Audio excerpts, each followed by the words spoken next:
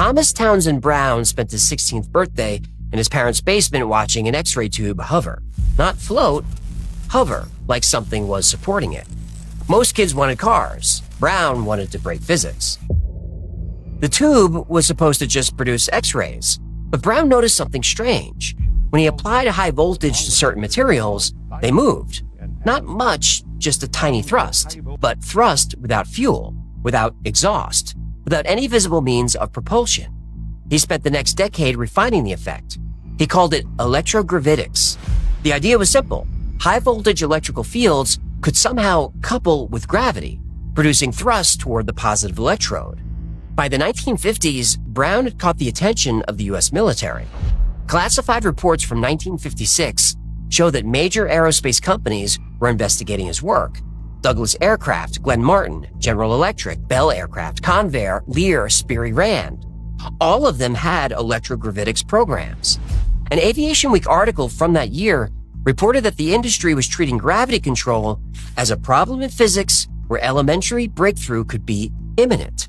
Then, everything went dark. After 1956, no more public papers, no more conferences, no more news articles. The entire field disappeared from view. But T. Townsend Brown kept working, but only on classified contracts.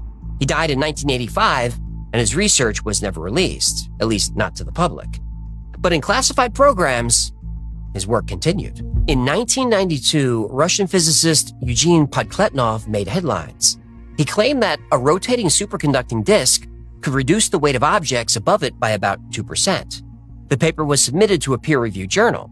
His co-author saw the data and signed off. Then the story broke in the Sunday Telegraph.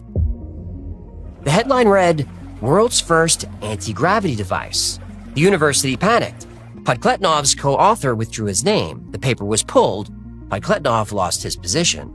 By 2001, he was describing an impulse gravity generator that could knock down objects from a mile away.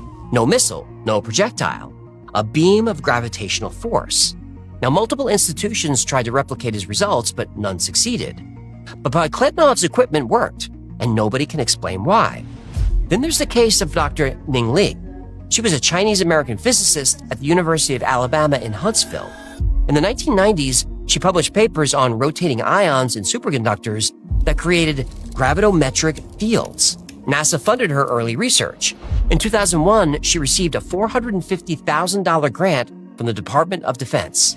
Then she founded a company called AC Gravity LLC, and she obtained top-secret security clearance. But after 2002, Dr. Ning Li stopped publishing. No papers, no conferences, no public statements. When journalists tried to contact her, she refused to speak. Then she disappeared. Literally, nobody knew where she went. But 12 years later, she was back. But soon after returning, she was hit by a car that caused permanent brain damage. She died in July 2021. Her research has never been released. Her whereabouts for those 12 years remain unknown, at least unknown to the public. But there are people who say they do know where she was. She was working at a secure facility somewhere in the desert, trying to figure out how UFOs fly.